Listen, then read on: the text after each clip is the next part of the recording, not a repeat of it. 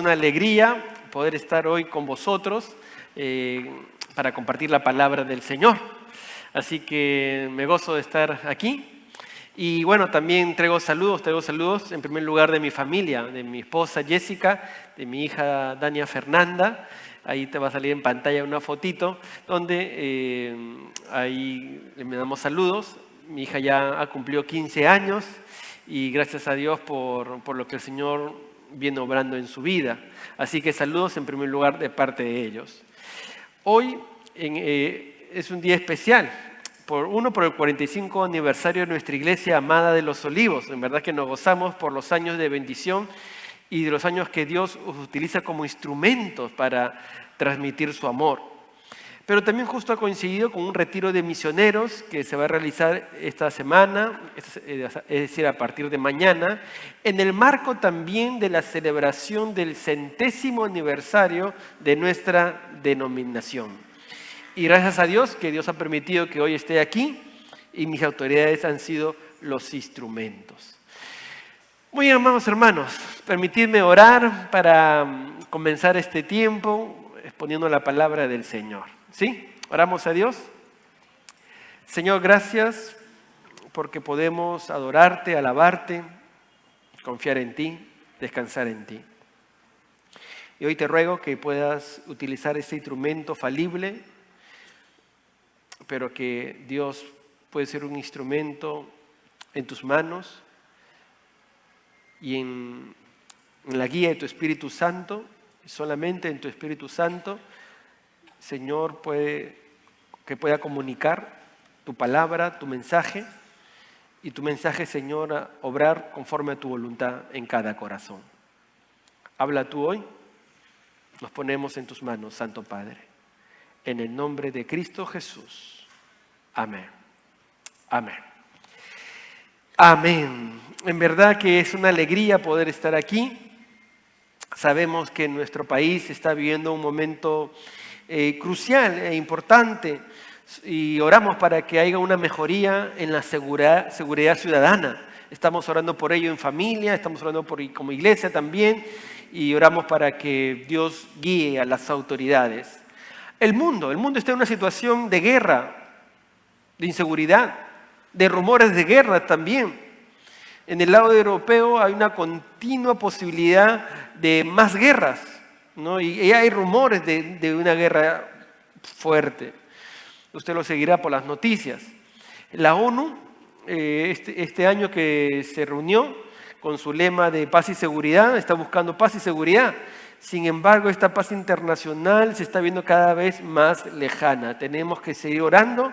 Pero lo que sí sabemos es que estos tiempos difíciles que estamos viviendo nos muestran cada vez está más cerca la venida de nuestro Señor Jesucristo. Creemos que los eventos que estamos viviendo son los previos a los eventos finales que precederán a la segunda venida de nuestro Señor Jesucristo. Mientras tanto tenemos que velar. Mientras tanto tenemos que estar alerta, mientras tanto debemos seguir extendiendo el reino de Dios, pues el Señor quiere que muchos más y muchos más procedan al arrepentimiento. Amén. Van pasando los años y sabemos que no es sencillo, reconocemos que no es sencillo. Como diría el cantante español Marcos Vidal, aquí estamos con algunos años más y alguna herida, pero aún en pie, luchando día a día. Y aunque nuestra barca hizo aguas tantas veces en la noche, si no se hundió jamás, fue por su mano. No por nuestra habilidad, sino por su compasión, su gracia. Sabemos que solamente la gracia de Dios nos sostiene.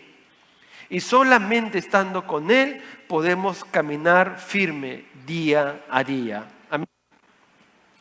Debemos seguir, debemos continuar.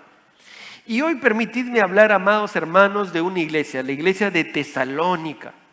Hoy quiero hablar de la iglesia de Tesalónica, hablar de esta amada iglesia, esta linda iglesia que es una iglesia ejemplar, una iglesia en la que Dios estaba obrando, una iglesia que Pablo le escribe porque justamente era una iglesia en la que Dios venía obrando. Esta iglesia que fue fundada por Pablo, Silas, Silvano se le dice en esta carta, y Timoteo, fueron fundadores, por eso es que ellos envían esta carta, aunque el autor principal de esta carta es Pablo, inspirado por el Espíritu Santo. Y ellos le escriben en esta carta. Y permitidme resaltar la actitud de agradecimiento que Pablo tenía por esta iglesia. En el versículo 2 que hemos leído, 1 Tesalonicenses 1:2, él dice: damos siempre gracias a Dios por todos vosotros, haciendo memoria de vosotros en nuestras oraciones. ¿Qué estaba haciendo Pablo? Pablo estaba dando gracias a Dios por la vida de la iglesia de Tesalónica. Los recordaba con cariño, con elogio, hacía memoria de ellos. Oraba con una actitud de agradecimiento por los que conocía y por los que no conocía. Y quiero tomar las palabras del apóstol Pablo, amados hermanos de los Olivos, para deciros que nosotros también damos gracias a Dios por todos vosotros, por los que conocemos y por todos los que no conocemos, que el Señor ha ido añadiendo a la iglesia y que se han sumado a los desafíos misioneros. Estamos agradecidos a Dios porque vemos que Dios está obrando a través de vosotros. Sois instrumentos de Dios. Agradecemos en primer lugar a Dios, siempre a Dios. No nos merecemos ser instrumentos de Él, no nos merecemos nada, pero su gracia nos mantiene, su gracia nos utiliza. Pero también agradecemos a todos vosotros, amados hermanos, por vuestro apoyo, por vuestras oraciones. Sabemos que sus oraciones contribuyen con la obra, sus ofrendas para la extensión del reino contribuyen para la obra, y tanto más que la venida del Señor se acerca. Sois de bendición. Gracias, amados hermanos. Y saben, cuando veo a Pablo agradeciendo por la iglesia, veo una actitud que es vital aprender de Pablo. Y esto a manera de introducción solamente. Agradecer por la obra que Dios hace. Pablo agradecía por la iglesia de Tesalónica. Nosotros también tenemos que agradecer, uno por la iglesia de los Olivos, ustedes por la iglesia de los Olivos, por los que conocen y por los que no conocen. Hay que agradecer al Señor. Pero también hay que agradecer por los distintos puntos de misión, donde muchas personas usted no conoce, pero da gracias a Dios porque la palabra de Dios se está predicando. Algunos sí conocen porque algunos ya nos han visitado en Barcelona, un grupo de jóvenes, un grupo de mujeres, para un EGEG, un EMEC en este año. Damos gracias a Dios por ello. Pero también usted debe orar por los que no conoce, pero ora porque sabe que se está predicando la palabra de Dios. Ore por la iglesia del Escor, amados hermanos. Sigue orando por la iglesia del Escor. Ahí usted va a ver algunas fotitos de nuestra iglesia. Y oren por ella para que sigamos extendiendo el reino de Dios. Ore por la familia pastoral para que Dios nos siga guardando. Ore por cada servidor. Ahí hay una fotito de los jóvenes, adolescentes, hombres, reunión de hombres, de la reunión de las damas, una foto de la iglesia. Ore por nosotros, amados hermanos. Como diría el apóstol Pablo en Efesios capítulo 6, versículo 18. No os olvidéis de orar. Y siempre que oréis a Dios, dejad que os dirija el Espíritu Santo. Estad alerta y no os deis por vencido en vuestras oraciones. Pedid siempre por todos los que forman parte del pueblo de Dios. Así que, amados hermanos, sigue orando por la iglesia del Escor, sigue orando por los puntos de misión. Qué lindo que han orado hoy día por Roma. Sigue orando, sigue orando.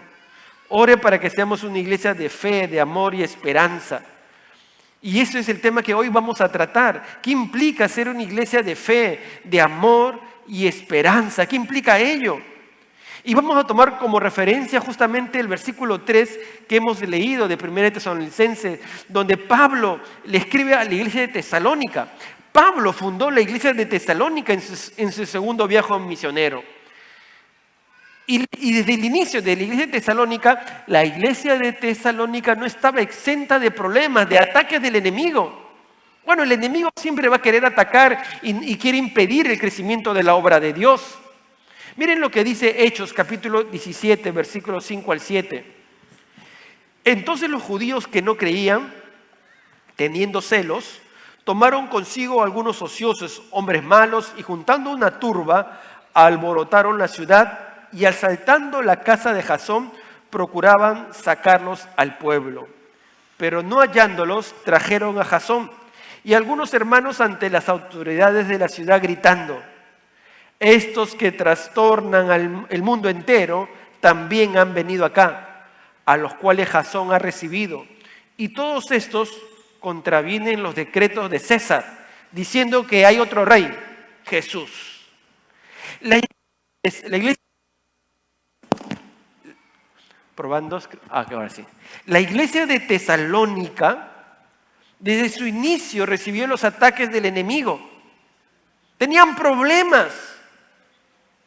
Sin embargo, Dios obró de una manera especial en esta iglesia. Dios obró, la utilizó, la iglesia creció.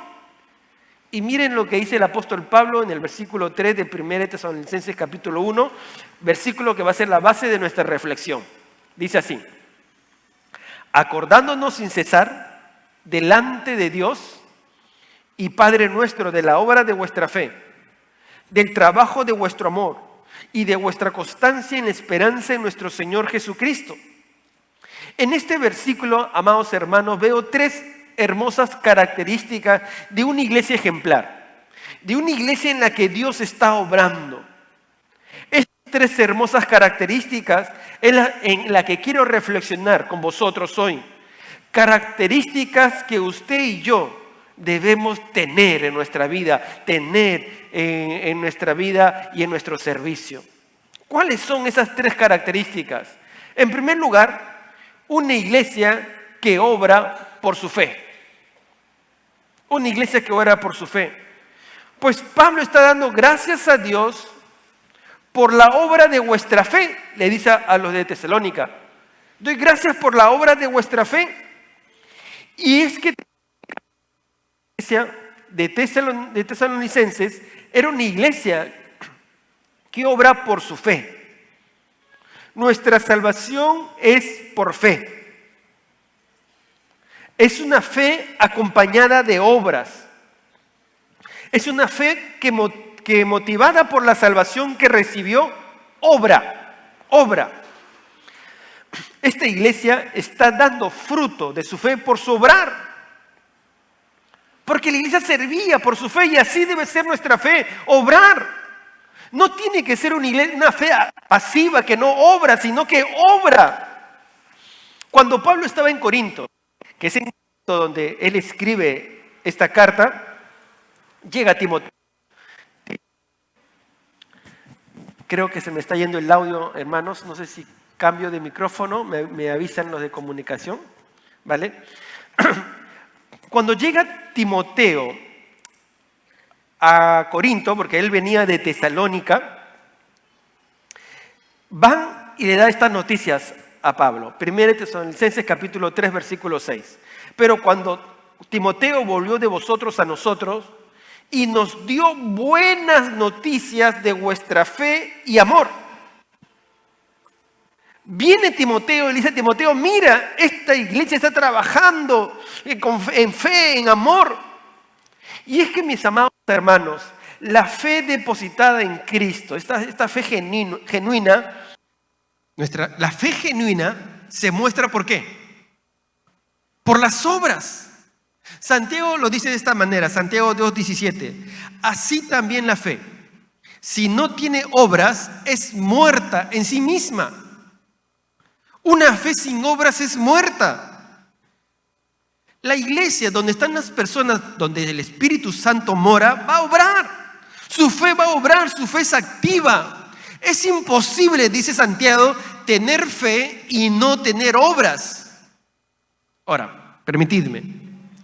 La salvación es por fe. Amén.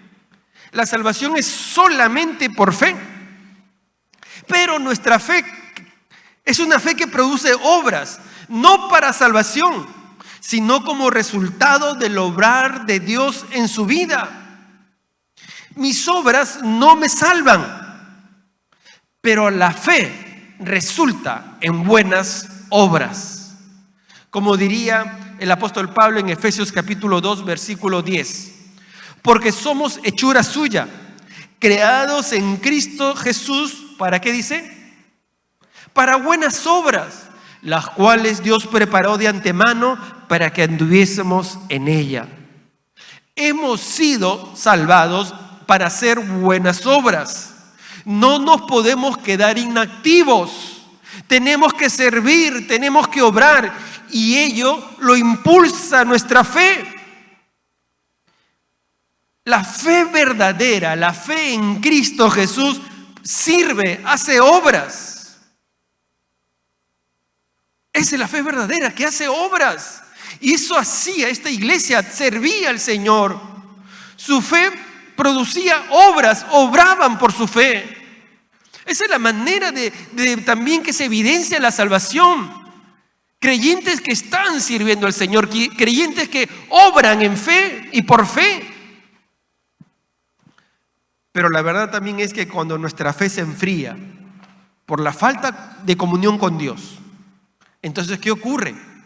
Dejamos de hacer obras, dejamos de servir. Por eso es importante mantener nuestra fe anclada en la palabra de Dios. Cuando nuestra fe se mantiene anclada en la palabra de Dios, entonces nuestra fe se mantiene fuerte.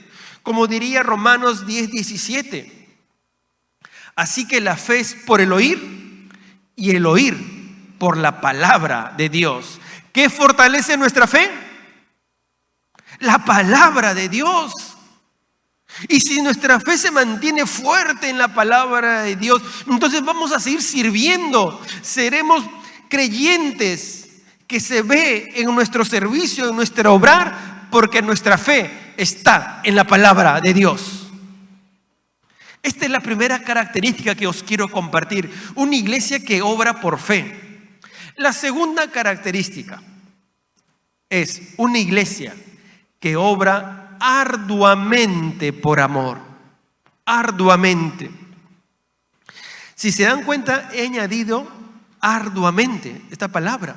¿Por qué? Porque del mismo texto bíblico fluye. Leamos una vez más 1 Tesalonicenses 1:3. Dice así: acordándonos sin cesar delante del Dios y Padre nuestro de la obra de vuestra fe. Ya lo vimos. Y dice: del trabajo de vuestro amor.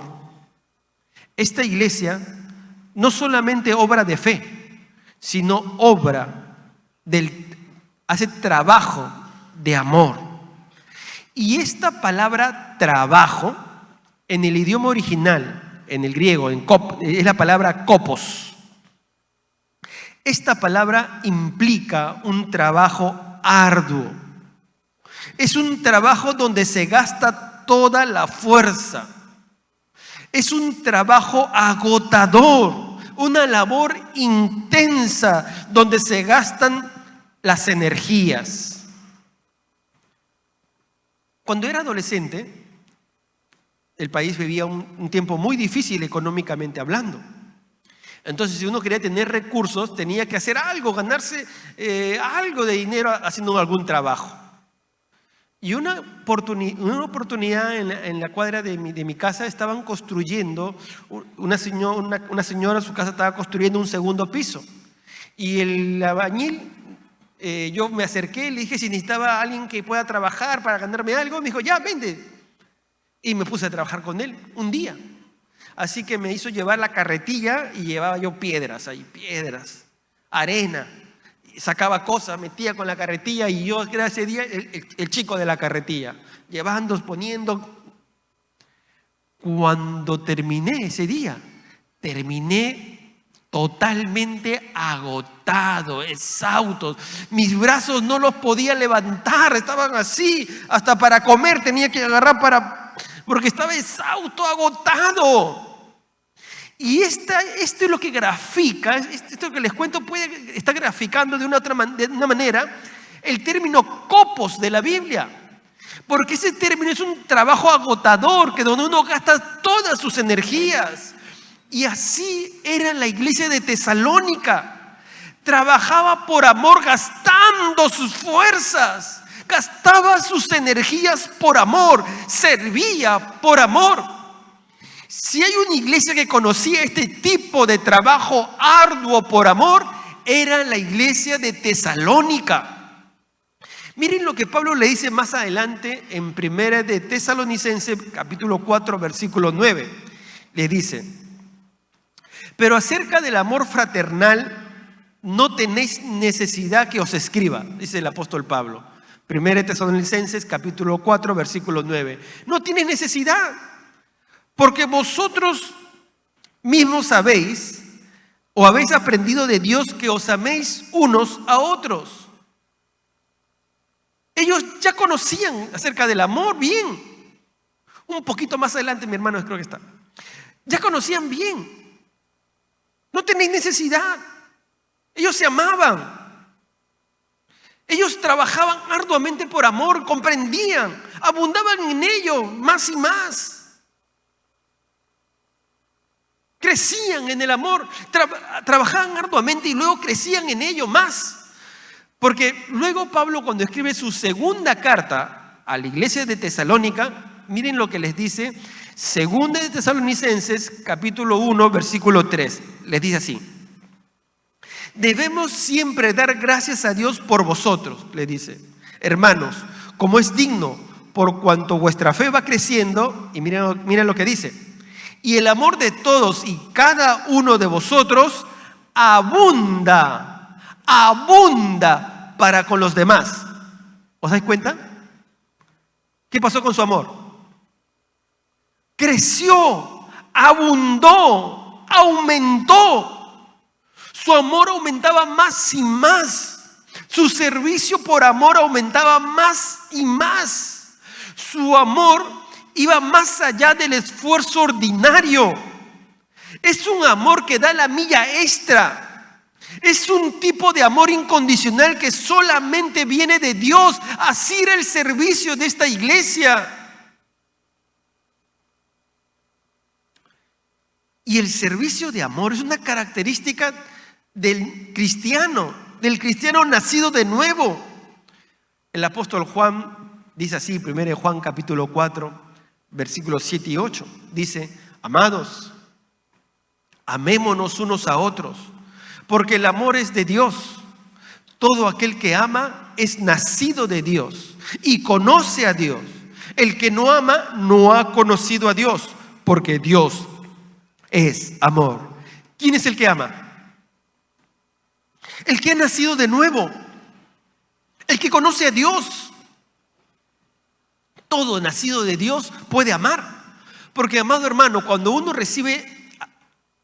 entrega su vida a Jesús, cuando uno nace de nuevo, el Espíritu Santo viene a morar en nuestro corazón y derrama el amor de Dios.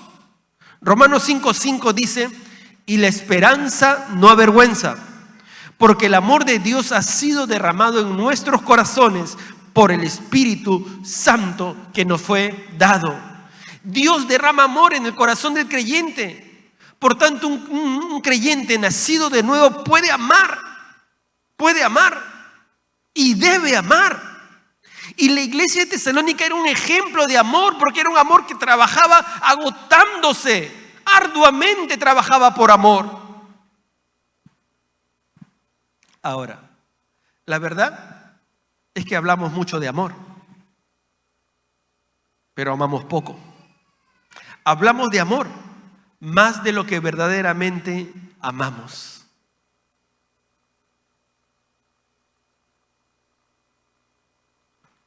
Y muchas veces nuestro amor se estanca, no crece.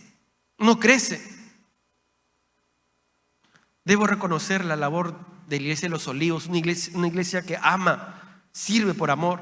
Pero, mis amados hermanos, ese amor tiene que seguir aumentando. Esa ardua labor de amor debe seguir aumentando. ¿Cuánto me falta? ¿Cuánto te falta? Que ese amor siga creciendo. Que ese servicio siga creciendo. ¿Cuánto me falta? ¿Cuánto te falta, mi amado hermano? Pablo a esta iglesia de Tesalónica que amaba, le dice lo que debe continuar haciendo, porque ya lo estaban haciendo, pero deben continuar haciendo. Miren lo que dice 1 Tesalonicenses capítulo 5, versículo 11 y 14. Dice así: por lo cual, dice Pablo, como deben amarse, animaos unos a otros y edificaos unos a otros. Y les dice, así como lo hacéis. Lo estaban haciendo. Manténganlo haciendo. Lo están haciendo, sigan haciéndolo. Versículo 14. También os rogamos, hermanos, que amonestéis a los ociosos. Eso también es amar, corregir. Amonestéis a los ociosos, que alentéis a los de poco ánimo. El que está desanimado hay que animarlo. Que sostengáis a los débiles. Que seáis pacientes para con todos. Pacientes. El amor es paciente. El amor es paciente. Ese término paciente, macrotumeo, es el mismo que se repite en 1 Corintios 13, 4, cuando se habla del amor, donde dice el amor, y voy a leerlo, no voy a ahondar mucho en este pasaje, si no nos demoraríamos mucho, pero permitidme leerlo para recordarlo. 1 Corintios capítulo 13, versículo del 4 al 7, voy a leer la Nueva Traducción Viviente. Dice así: el amor es paciente. En Reina Valera dice sufrido, porque esta palabra paciente significa soportar, sufrir, aguantar con buena actitud. Y ese es el amor es paciente. El amor es paciente y bondadoso. El amor no es celoso, ni fanfarrón, ni orgulloso, ni ofensivo. No exige que las cosas se hagan a su manera. No se irrita, ni lleva un registro de las ofensas recibidas. No se alegra de la injusticia, sino que se alegra cuando la verdad triunfa. El amor nunca se da por vencido, jamás pierde la fe, siempre tiene esperanzas y se mantiene firme en toda circunstancia. Así es el amor. El amor ágape. El amor ágape no es egoísta, es bondadoso. Pero no olvides, mi amado hermano, que es el Espíritu Santo que produce amor, que hace que el amor abunde. Bien diría Gálatas 5:22, mas el fruto del Espíritu es amor, amor, amor. Eso lo produce el Espíritu Santo. Pero muchas veces el pecado, la modorra espiritual, enfrían nuestra relación con Dios, con su Espíritu. Se enfría nuestra relación con el Espíritu y se enfría nuestra relación con el prójimo. Así es. Cuando se enfría mi relación con Dios, se enfría mi relación con el prójimo. Entonces, dejo de servir por amor. Hasta puedo hacer cosas por compromiso y no por amor. Esta iglesia servía arduamente por amor. Mi amado hermano, ¿cómo está tu servicio? ¿Con amor? ¿O algo lo ha venido agrietando? ¿Algo ha venido socavándolo? Y muchas veces es el pecado, mi amado hermano, nuestra modorra espiritual también. Pero no olvidemos, el amor de Dios es inagotable.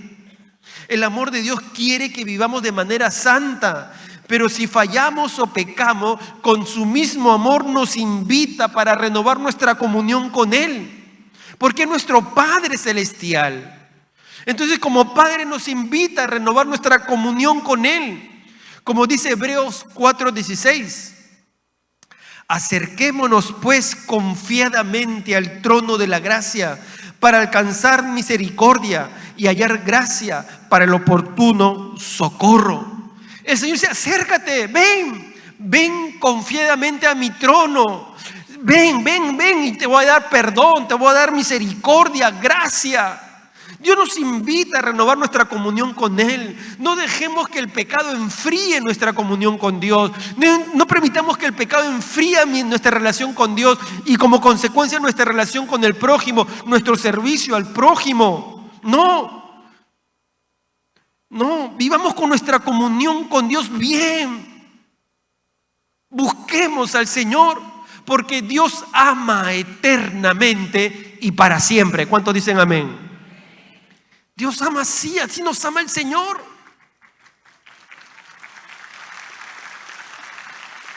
Dios nos ama así. Por tanto, debemos siempre renovar nuestra comunión con Dios. No deje que nada impida que mantengas una buena comunión con nuestro Padre Celestial. Tercero, ya hemos dicho, una iglesia que trabaja, que obra en fe. Una iglesia que obra arduamente en amor. Y tercero, una iglesia firme en la esperanza. Una vez más vayamos al versículo 3 de Primera de Tesalonicenses, capítulo 1, dice así: acordándonos sin cesar delante del Dios y Padre nuestro de la obra de vuestra fe, ya lo vimos, del trabajo de vuestro amor, trabajo arduo, ya lo vimos, y tercero, y de vuestra constancia en la esperanza en nuestro Señor Jesucristo. Esta palabra constancia, del griego, del idioma original, upomone, connota la idea de firmeza, de resistencia, de perseverancia. Por eso digo que la tercera característica es una iglesia firme, constante, firme en la esperanza. Hay que estar firmes. ¿Cuál es lo contrario de firme? A lo que se mueve, endeble, no está firme, está... Pero nuestra fe, nosotros tenemos que estar firmes en la esperanza. Firmes. ¿En cuál esperanza? Pablo lo dice, en la esperanza en nuestro Señor Jesucristo. La carta a los tesalonicenses justamente está hablando de la esperanza que Cristo viene. Esa es nuestra esperanza. Cristo viene por segunda vez. Cristo viene. Miren lo que dice 1 Tesalonicenses 3, versículo 13. Para que sean, ¿qué dice? Firmes vuestros corazones, irreprensibles en santidad, delante de Dios nuestro Padre. Y dice, en la venida de nuestro Señor Jesucristo con todos sus santos. Esa es nuestra esperanza. Cristo viene. Esa debe ser nuestra esperanza, que nos mantenga en las cosas del Señor. Santiago lo dice de esta manera: tened también vosotros paciencia y afirmad vuestros corazones, porque la venida del Señor se acerca. Hermanos, no os quejéis unos contra otros para que no seáis condenados. He aquí, el juez está delante de la puerta. Eso está diciendo Santiago: tened paciencia, afirmad vuestros corazones, la venida del Señor se acerca, Cristo viene. Allí tenemos que afirmar nuestros corazones. Esa es nuestra esperanza, en la cual tenemos que permanecer firmes. Y Santiago añade: no estén peleándose, quejándose unos con otros. No estén pensando que es lo terrenal y peleándose. Piensen en lo eterno. Cristo viene. La venida del Señor se acerca. Porque a veces, amados hermanos, nos concentramos mucho en lo terrenal y dejamos de poner nuestra mirada en la esperanza que Cristo viene. Tenemos que mantener esa esperanza firme. Aun cuando vayan pasando los años, tenemos que mantener esa esperanza firme. Porque lo que vivimos en este mundo es terrenal. Cuando estemos con Cristo, allí es lo eterno. Allí es lo eterno. Permíteme ilustrar esta verdad. Muchos de vosotros habrán ido a un campamento, se habrán ido de camping, ¿verdad? Entonces llevan su mochila de campamento. ¿Y qué llevan en la mochila de campamento? Lo necesario e indispensable para esos días que va a estar 3, 4, 5. Lo indispensable. Usted no lleva en su mochila de campamento, no llevan su terno, los hombres, su corbata, sus zapatos, no. Las mujeres no llevan su vestido, sus zapatos de tacos. No lleva eso, ¿verdad? Porque va a ir al campamento por un corto tiempo. Todas sus demás cosas están en su casa para después regresar y continuar su vida normal. Ya. Lo que ocurre, amados hermanos, es que a veces nosotros creemos que en esta tierra es el periodo largo que vamos a vivir. Y estamos poniendo todo en nuestra mochila. Queremos vivir todo lo que se pueda vivir. Queremos gozar todo lo que se pueda gozar. Quiero hacer todo lo que puedo gozar porque quiero disfrutar de ese tiempo. Y este es el tiempo de gozo que quiero disfrutar. Gozarme de este tiempo, descansar en este tiempo, hacer todas las cosas en este tiempo. Pero mi amado hermano, mi amigo, el verdadero gozo, el verdadero descanso, el verdadero disfrute no está en esta vida terrenal, sino está en la vida eterna con nuestro Señor Jesucristo en su reino venidero. Allí está el verdadero gozo. Allí está. Por eso que debemos mantener nuestra esperanza mirando, aguardando la venida del Señor, anhelando la venida del Señor, como diría Tito capítulo 2 versículo 13. Aguardando la esperanza bienaventurada y la manifestación gloriosa de nuestro gran Dios y Salvador Jesucristo. Amén. Jesucristo. Tenemos que aguardarla, desearla, mantener nuestra esperanza ahí firme. Van pasando los años, pero nuestra esperanza tiene que ser firme. Cristo viene por su iglesia. Y de pronto será en nuestra generación o en la siguiente, en la que venga. No sabemos cuándo será, pero lo que sí sabemos es que nuestra esperanza tiene que estar firme en Jesucristo. Así estaba esta iglesia de Tesalónica, obrando por fe, obrando arduamente por amor y con su esperanza firme en Jesucristo. ¿Por qué? ¿Por qué Dios estaba obrando en esta iglesia? ¿Por qué? ¿Saben por qué? Porque Dios los había elegido. Permitidme leer el versículo 4 y lo voy a leer en la Nueva Traducción Viviente. Dice así, 1 Tesalonicenses 1:4. Sabemos, amados hermanos, que Dios los ama y los ha elegido para que sean su pueblo. Dios estaba obrando en esta iglesia, porque esta iglesia es su pueblo, era su pueblo, su iglesia. Gracias a Dios que no era mérito de nadie, no es mérito de alguno. Dios está obrando en su iglesia. Dios está obrando en la iglesia de los Olivos porque es su pueblo, no es mérito de Dios. Porque si fuera por nosotros sería como Jeremías lo dijo: por la bondad de Jehová no hemos sido consumidos. Ya hubiéramos sido consumidos si dependiera de nosotros. Pero es Dios obrando, es la gracia de Dios que nos mantiene en pie luchando, es la gracia de Dios que nos permite desear y buscar la santidad de Dios, es la gracia de Dios que nos lleva al arrepentimiento, es la gracia de Dios que nos perdona los pecados, es la gracia de Dios que nos levanta, es la gracia de Dios que nos sostiene, es la gracia de Dios que nos mantiene de pie. Su gracia nos sostiene.